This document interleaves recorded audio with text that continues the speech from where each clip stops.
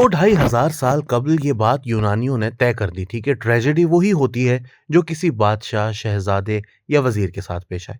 आम आदमी जलील होता रहे, फांसी लग जाए, तबाह हो जाए, इसकी मौत पर एक आंसू भी कोई नहीं बहाएगा। सब इसे तकदीर का लिखा समझ लें या हमदर्दी के चंद अल्फाज बोल दें। लेकिन अगर किसी बड़े हुक्मरान या बादशाह या शहजादे के साथ मामूली नौयत का भी कोई वाकया बुरा हो जाए, तो वही लोग रो रो कर और दुख का इजहार करके आसमान सर पर उठा लेंगे। इस इशू पर काफी बहस होती रही है कि एक आम इंसान अपने जैसे इंसान के दुख से ज्यादा अपने से अमीर इंसान और हुक्मरानों का दुख क्यों महसूस करता है। एक तो आम इंसानों के अंदर हमदर्दी बहुत होती है, अपने जैसे लोगों की जिंदगी की मुश्किलात के वो आदी होते हैं। वो समझते हैं कि बड़े और अमीर लोग बहुत अच्छी जिंदगी गुजारते हैं, लिहाजा इनके बुरे दिनों का सोचकर इन्हें तकलीफ होती है कि वो बेचारे कैसे ये बुरे दिन गुजारेंगे। दूसरे, इनके जहन में होता है कि ऐसे बड़े बड़े लोगों के साथ भी अगर कुछ बुरा हो सकता है तो वो किस खेत की मूली है। वो खुद को गैर महफूज समझते हैं, लिहाजा जहां इनके लिए दिल में हमदर्दी की लहरें उठती हैं, वहीं वो अंदर से डर भी जाते हैं। किसी बड़े आदमी का जवाल इन्हें खौफजदा कर देता है। इस इंसानी नफ्सियात का फायदा हमेशा इन बड़े लोगों ने उठाया है जो उन आम लोगों पर हुक्मरानी करते हैं। वो जानते हैं कि ये आम लोग अपने जैसे लोगों पर होने वाले जुल्म सितम को इतना महसूस नहीं करते जितना वो इनके साथ होने वाली मामूली ज्यादती पर रद्द अमल देते हैं। यही वजह है कि मियां नवाज शरीफ, आसिफ जरदारी, इमरान खान सभी इस इंसानी नफ्सियात का फायदा उठाते चले आए हैं। आप नोट करें कि हर सियासी लीडर इदारों की तरफ से अपने साथ होने वाली ज्यादतियों का रोला डाले रखेगा। मजे की बात यह है कि जब वो खुद हुक्मरान बनता है तो इन इदारों के अफसरान को भी खुद लगाता है और इन्हें अपने मुखालिफिन के खिलाफ इस्तेमाल भी करता है। वो तमाम हरबे इस्तेमाल करता है जो कभी इसके खिलाफ इस्तेमाल किए गए थे।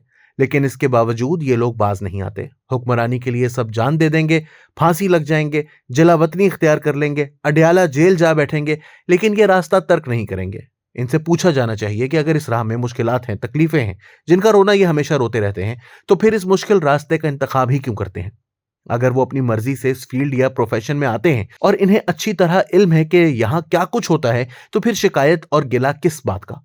अगर मैं सहाफी बना हूं तो मुझे कोई घर से बुलाने नहीं गया था। मैं अपनी मर्जी से इस प्रोफेशन में आया और मुझे इस काम की तनख्वाह मिलती है। यही बात सियासतदान बारे कही जा सकती है कि किसने इन्हें कहा था कि वो आए और अवाम को लीड करें। इन्हें दूसरों पर हुक्मरानी का शौक सियासत में लाता है। वो कहते हैं कि वो अवाम की खिदमत का जज्बा लेकर मैदान में उतरे हैं। जब पीपल्स पार्टी की कयादत जेनेवा के बैंकों में मुबैना तौर पर $60 मिलियन की मनी लॉन्ड्रिंग कर रही थी, तो अवाम की भलाई कर रही थी। नवाज शरीफ के बच्चों ने दुनिया के 5 बड़े आजमों में मुबैना जायदादें अवाम का भला सोचकर बनाई। शहबाज शरीफ और इनके साहिबजादे पर 16 अरब की मनी लॉन्ड्रिंग का इल्जाम है। क्या ये सब अवामी मफाद में हो रहा था? मौलाना फजल रहमान की पार्टी के लोग एमएमए की हुकूमत में मुबैना तौर पर जमीनें अलॉट कराते रहे, तो क्या यह अवामी मफाद में था? इमरान खान जब करोड़ों की घड़ी बेचकर या अलकादिर ट्रस्ट के नाम पर पैसा बना रहा था, या उस्मान बुजदार, मानेका और गुज्जर खानदान माल बना रहे थे, तो इनके दिल में अवामी खिदमत का जज्बा था। सियासत और सियासतदान कैसे करप्ट हुए, इससे मुताल्लिक एक और कहानी सुन लें। कल परसों अदील मलिक से मुलाकात हुई। अदील मलिक हमारे दोस्त ताहिर मलिक और साबिक चेयरमैन नादरा तारिक मलिक के भाई हैं। ऑक्सफोर्ड में पढ़ाते हैं। हमारे दोस्त प्रोफेसर साहिद सिद्दीकी साहब भी इस मुलाकात में मौजूद थे। अदील मलिक काफी ज़हीन इंसान हैं और पाकिस्तानी मईशत पर गहरी निगाह रखते हैं। वो बताने लगे कि वो डॉक्टर महबूबुल हक से बहुत मुतासिर थे। प्रोफेसर शाहिद सिद्दीकी अमृता हसैन के बारे में बताने लगे। बात एडवर्ड सईद से होती हुई इकबाल अहमद और चॉम्स्की तक जा पहुंची। अदील मलिक ने डॉक्टर महबूबुल हक पर अच्छी गुफ्तगू की। मैंने कहा कि बाकी आपकी सब बातें डॉक्टर साहब बारे में ठीक होंगी, मगर डॉक्टर साहब एक काम ऐसा कर गए हैं जिसकी वजह से पाकिस्तानी सियासत में करप्शन दाखिल हुई। 1985 से पहले सियासत और सियासतदानों के बारे में माली करप्शन की बातें कम कम सुनने को मिलती थी। आप नोट करें कि माजी में सियासतदानों पर करप्शन के मुकदमात दर्ज नहीं होते थे। ज्यादा से ज्यादा भैंस चोरी के मुकदमात मुखालिफों पर दर्ज होते थे। जो जमींदार सियासत करते थे तो इनका मकसद इतना होता था कि डिप्टी कमिश्नर इनके डेरे पर खाना खाए या पुलिस अफसर से इनकी सलाम दुआ हो। वो जमीनें बेचकर सियासत करते। लेकिन जब महबूबुल हक ने पहली दफा एमएनएस को तरक्याती स्कीमों के नाम पर बजट देना शुरू किया तो सियासत में करप्शन दाखिल हुई। 1985 के इलेक्शन वैसे भी गैर जमाती थे। असली और नस्ली सियासतदानों ने इन इंतखाबात का बॉयकॉट कर दिया था। यूं नए लोग नीचे से उभरे जिन्हें तरक्याती फंड्स की मद में पैसा मिलने लगा। इन्होंने डिप्टी कमिश्नर्स के साथ मिलकर पसंद के कॉन्ट्रैक्टर्स को ठेके दिलवाकर इसमें कमीशन खाना शुरू कर दिया और यूं सियासत करप्शन और पैसा बनाने का जरिया बन गई। यूं इन नए सियासी लोगों को लगा कि सियासत का मतलब ही पैसे कमाना है। आज वही सियासी नस्ल हमारे ऊपर हुक्मरान है। इस बंदर बाट के बाद हर बंदा सियासतदान बनने की कोशिश में लग गया।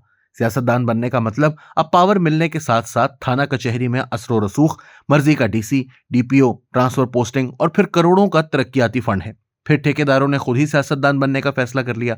पैसा लगाओ और इलेक्शन जीत जाओ, सेनेट टिकट खरीद लो और अपनी मर्जी की पॉलिसी बनाओ, मर्जी के ब्यूरोक्रेट लगवाओ और अपने काम निकलवाओ। पैसा कमाना सियासत का मकसद ठहरा। यकीन नहीं आता तो सेनेट की कायमा कमेटियों में जाकर देखें, सेनेटर्स की अक्सरियत ठेकेदारों पर मबनी है। वो उन कमेटियों की चेयरमैनशिप लेते हैं जो उनके कारोबार को रेगुलेट करती हैं। यह रविश सिर्फ सेनेट तक महदूद नहीं, कौमी असेंबली में भी यही कुछ हुआ। एक दौड़ लग गई कि हर हाल में असेंबली पहुंचना है। ताकत और असरो रसूख रहा एक तरफ, अब इन्हें पैसा भी चाहिए।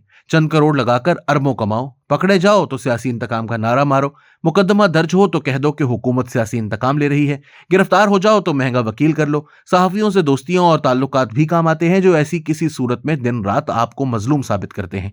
अवाम पहले ही अपने अपने पसंदीदा लुटेरों में बटे हुए हैं, साथ ही मातम करना शुरू कर देते हैं कि इनका लीडर क्यों पकड़ा गया, जुल्म हो रहा है। यूं अवाम मिलकर अपनी अपनी मर्जी के लुटेरों को सर पर बिठाकर दोबारा इक्तदार में लाते हैं और वो सब लूटमार वहीं से शुरू करते हैं जहां से छोड़कर गए थे।